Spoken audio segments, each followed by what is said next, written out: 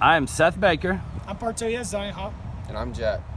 Anyways, we did some R&D yesterday by shooting actual guns because you know what? I wanted to see, let's make like a gun for the launcher because like we want to be unique instead of like a catapult or anything, and I felt like rifling was an interesting thing.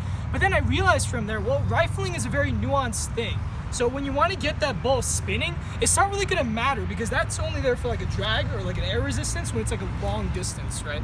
So really, it's going to be something we should have, but not something we must have for our project. So we're going to be working on it. And a big part about that will be like the design of the barrel. So we split this project up to the design of the barrel and design of a stand so that we can angle that barrel to just kind of adjust for like the height or adjust for the dimensions of whatever the target will be.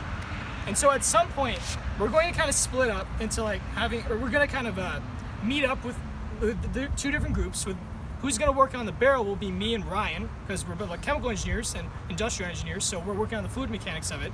While Seth and Jack, they're petroleum engineers and construction engineers, I believe, yes? Yes, sir. So they would be more optimal for kind of the design of like what would be the foundations of the cannon. And so at some point, we're just going to be kind of collecting all this data that we have, all this kind of ideas, and we're going to be designing it at Seth's house. So for example, while he's working on the barrel, Seth and I are going to be working on the stand.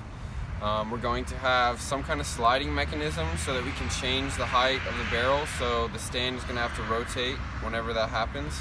And then we're going to have a protractor connected as well, so we know what angle produces the best length and I guess target accuracy.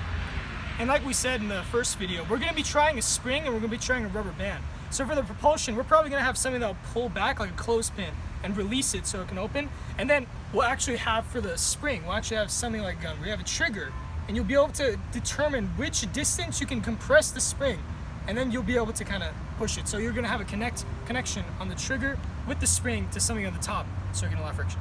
Yep. Cool. Thanks, guys.